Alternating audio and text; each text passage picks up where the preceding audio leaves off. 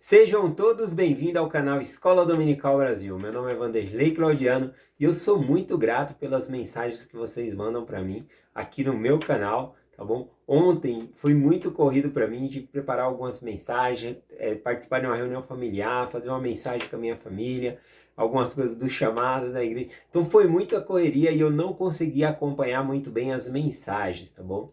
Mas hoje eu vou terminar de ler. Eu sou muito grato pelas mensagens que vocês compartilham comigo no canal, nos grupos de WhatsApp. Eu estou um pouco atrasado, mas hoje eu vou regularizar aí, vou entrar em dia aí com as mensagens, né? Não por obrigação, eu realmente amo ouvir o que vocês têm a dizer.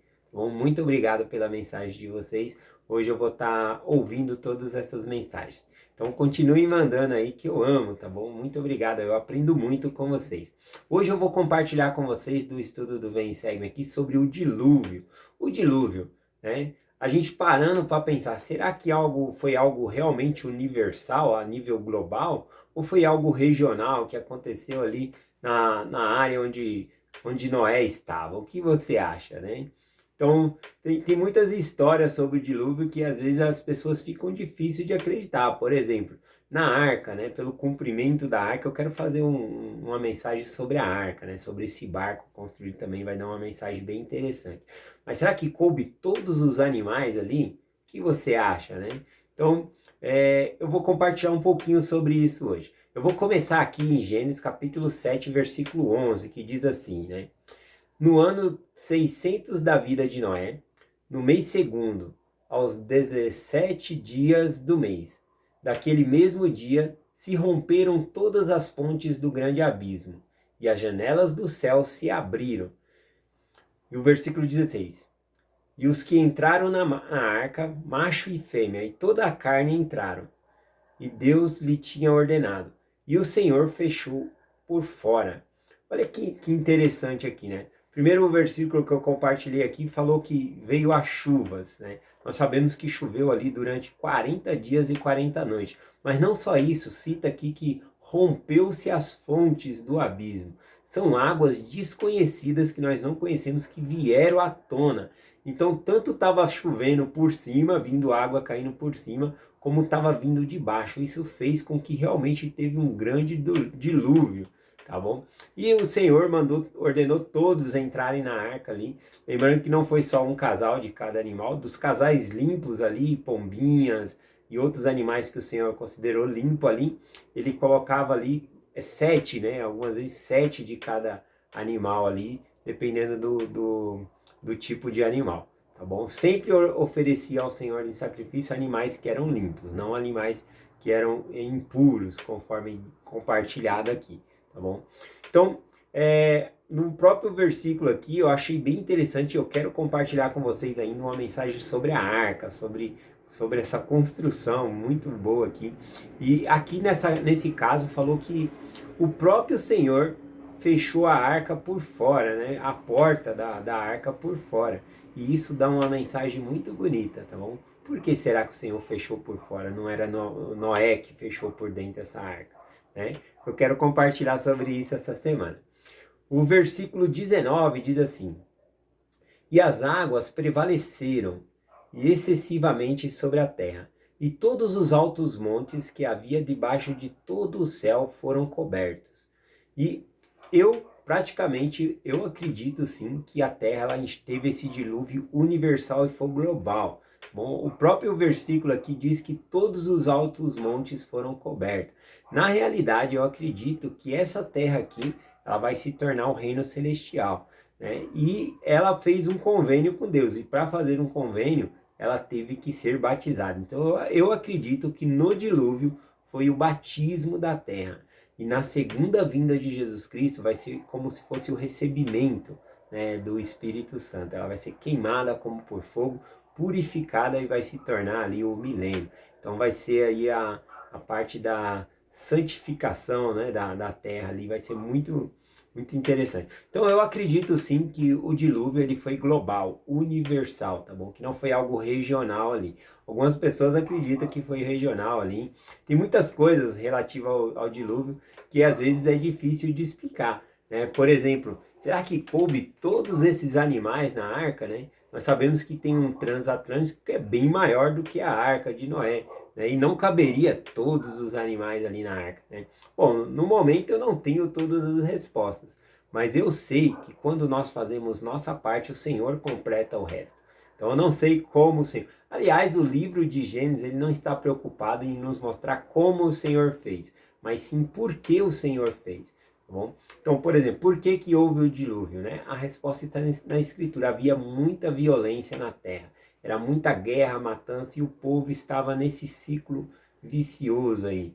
Né? Fora a iniquidade e todas as outras coisas. Mas a Escritura cita aqui que era por conta dessa violência que havia na terra e tinha que limpar a terra aqui. Tá bom? Então eu acredito que no dilúvio foi completamente, né? As águas cobriram completamente a terra. E esse é um batismo que a terra passou também, porque ela fez um convênio com Deus, conforme eu estou compartilhando. Agora aqui no versículo 24 diz assim, ó, e prevaleceram as águas sobre a terra por 150 dias. Então havia chovido ali 40 dias e 40 noites, as águas, fontes do abismo, né, também subiram e inundou a terra inteira aí. Bom, durante 150 dias eles permaneceram na arca. Eu acho que isso dá uns 5 meses, né? 150 dias, eu acho que é isso. Bom, eu vou compartilhar agora Gênesis capítulo 8, versículo 5.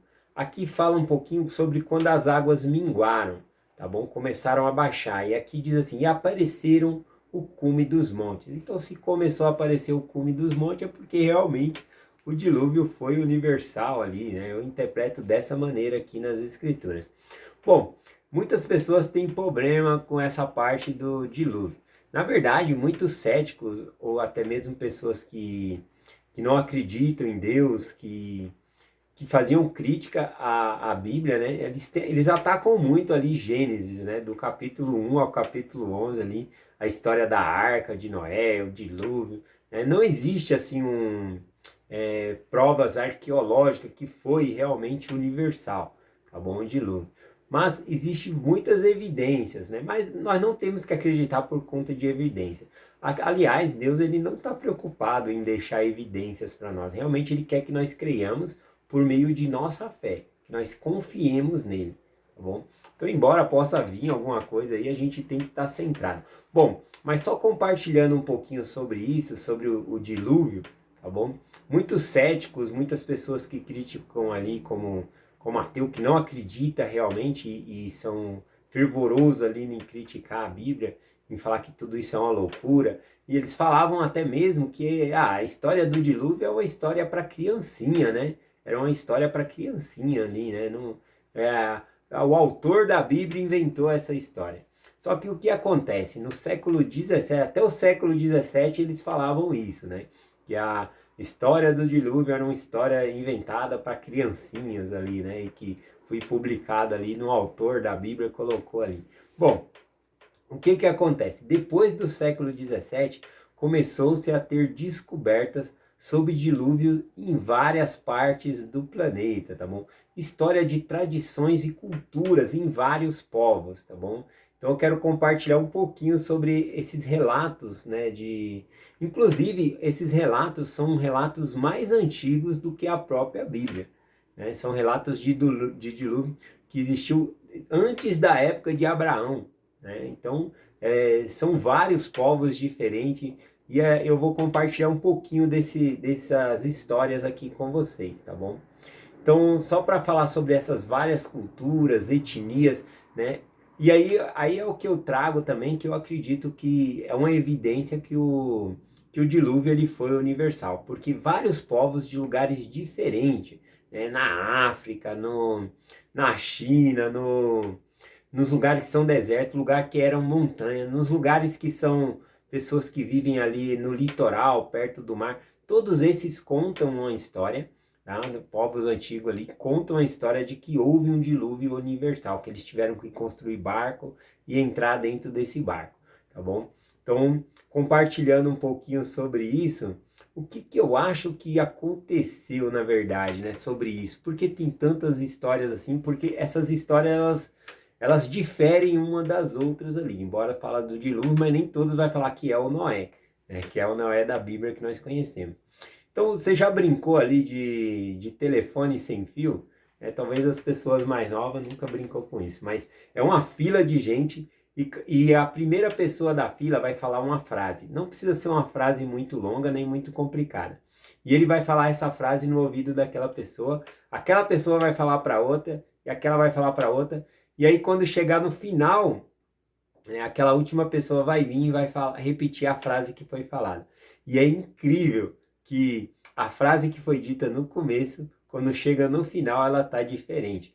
Então eu acredito sim que houve um grande dilúvio. A partir daí, né, a família de Noé, depois que saiu da arca, começaram novamente a povoar a terra. Esses povos se espalharam pela terra também.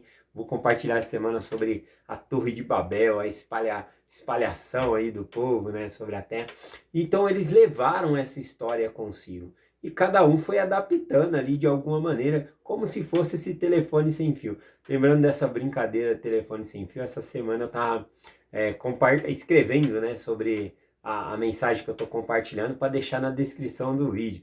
E às vezes o corretor de texto ali, ele vai e completa a palavra para nós, né? Aí eu acabei escrevendo ali, eu fui escrever o plano de salvação, saiu o plano de salivação. Ainda bem que tem gente aí que lê lá a descrição do vídeo, aí corrige, eu vou lá e corrijo, né? Plano de salivação é fogo.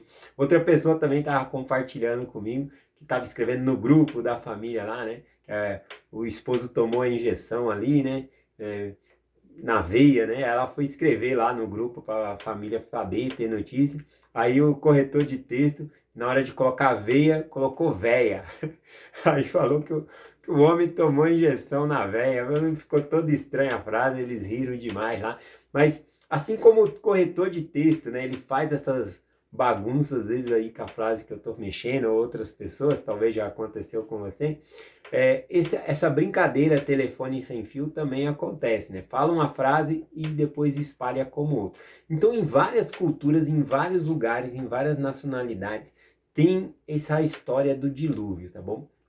Mas agora, como descobriram, né, que é impossível não ter acontecido um dilúvio, porque vários povos têm a mesma história, tá bom? Talvez eles diferem ali de quantas pessoas foram salvas, difere ali de quem foi que avisou que haveria o dilúvio. Cada lugar tem uma história diferente, mas uma fonte única que teve um dilúvio universal, que cobriu toda a terra, tá bom? Uma das histórias interessantes que eu peguei aqui, né? Por exemplo, aqui na palavra na China.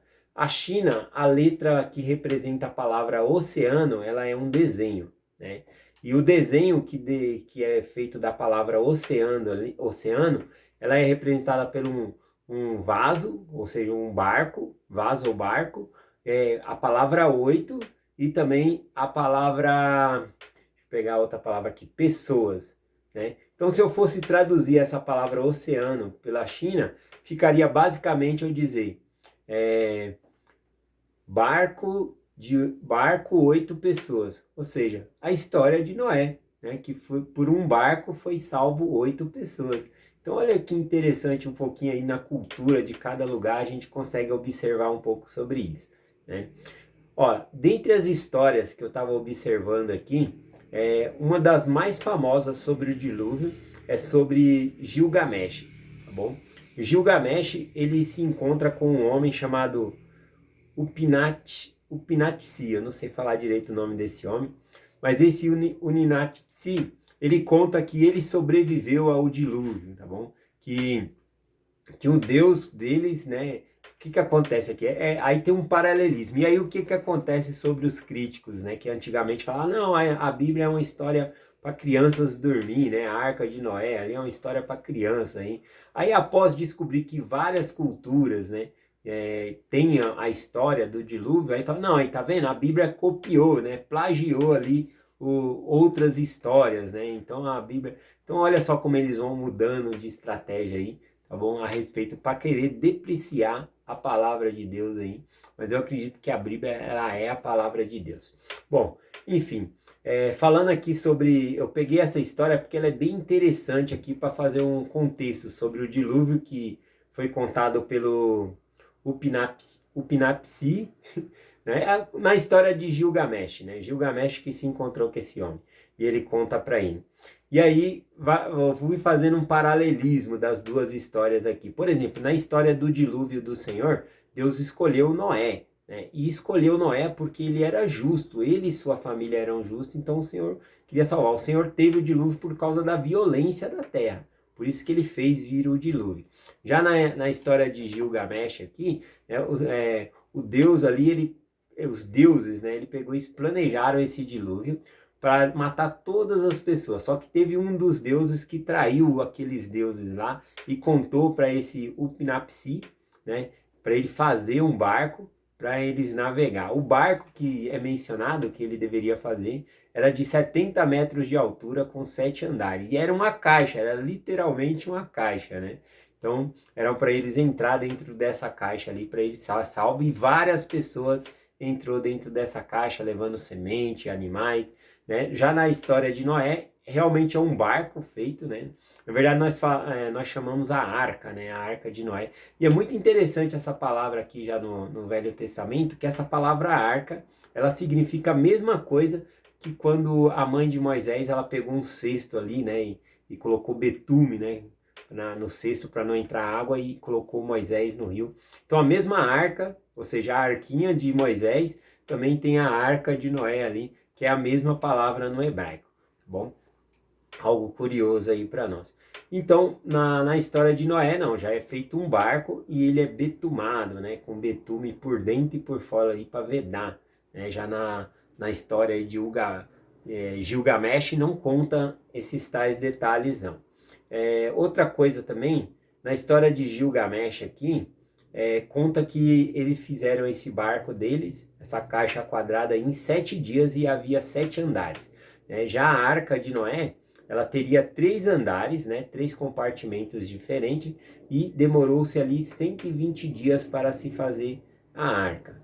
Bom, na história de Gilgamesh também foram 6 dias de chuva e a terra ficou toda inundada. Já na história do dilúvio em Gênesis, são 40 dias e 40 noites e também é mencionado que rompeu a fonte dos abismos, tá bom? Para encher toda a terra aí. Então estou fazendo um paralelismo, né?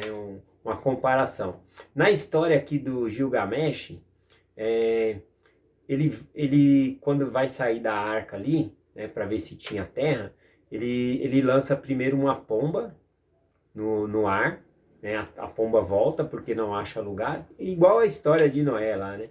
E depois ele manda uma andorinha, a andorinha volta também, e depois ele manda um corvo, aí o corvo não volta. Já na escritura do Gênesis, nós conhecemos que primeiro Noé ele solta ali um corvo, né? E depois então ele solta uma pomba ali, tá bom? Então tem esse paralelismo aqui também. Também na história de Gilgamesh, quando ele sai daquela caixa quadrada dele lá, ele oferece um sacrifício aos deuses ali, os deuses se alimentam daqueles sacrifício ali. Então tem essa história ali, entre as histórias do dilúvio, a mais famosa é essa do Gilgamesh, tá bom? Mais uma diferença aí também, que os deuses do Gilgamesh, eles queriam destruir os humanos porque eles faziam muito barulho. Já Deus, ele não se incomoda, não é com barulho, é com o pecado da humanidade, com a violência que estava havendo na terra, tá bom? Então, eu vou compartilhar o último versículo aqui para terminar, porque eu acho bem interessante esse versículo aqui, ó. Gênesis 8, versículo 20, diz assim: E edificou Noé um altar ao Senhor, e tomou de todo animal limpo, e de toda ave limpa, e ofereceu holocaustos sobre o altar. Bom, acredito eu fiz uma pesquisa aqui, que é a primeira vez aqui no Velho Testamento que aparece essa palavra holocausto, né? Eu pesquisei dos capítulos para trás aqui, eu não tinha achado. Já tinha achado sobre sacrifício, né? E até nós aprendemos que Adão ofereceu sacrifício, que Caim e Abel, né? O Senhor atentou pelo sacrifício de Abel ali e rejeitou o sacrifício de Caim. Então era usada a palavra sacrifício. E aqui é usado que Noé, quando saiu da arca, ele fez um holocausto. Você sabe a diferença de um holocausto e de um sacrifício?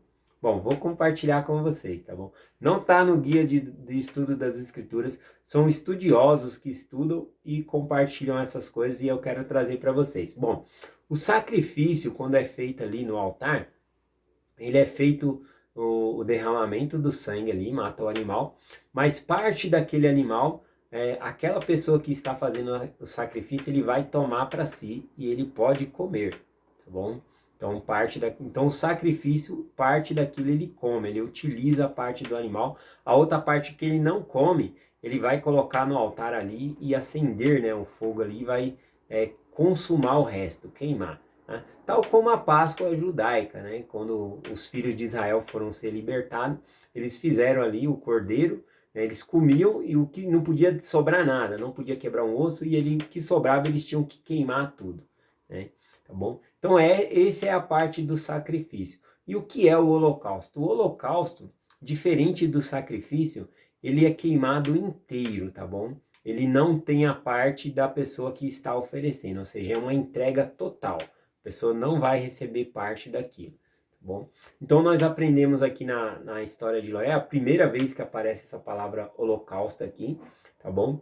Que, vou até ler de novo, ó, edificou Noé um altar ao Senhor e tomou de todo animal limpo, né? Então todos os animais que eram limpos e pássaros que eram limpos ele ofereceu ao Senhor, ou seja, ele entregou 100% ao Senhor ali, tá bom? E e ele ofereceu em holocausto, conforme eu estou compartilhando. Então, a mensagem que eu quero compartilhar, que possa ficar no nosso coração aí, é que nós possamos entregar a nossa vida 100% ao Senhor. Que nós possamos literalmente deixar com que o Espírito Santo queime todos os nossos pecados. E quando nós formos fazer a nossa oferta ao Senhor, nosso coração quebrantado e um espírito contrito, que seja um coração limpo, assim como Noé ofereceu ali de todo animal limpo ao Senhor. Nós devemos nos apresentar limpo perante o Senhor. Então deixar com que os nossos pecados se queimem por meio do Espírito Santo, que tem esse simbolismo de purificador, e entregar ao Senhor a nossa vida limpa, tá bom? Que nós possamos ser melhores pessoas. É isso que o Senhor lhe requer de nós, tá bom? Eu deixo essa mensagem com vocês, em nome de Jesus Cristo. Amém. Até amanhã.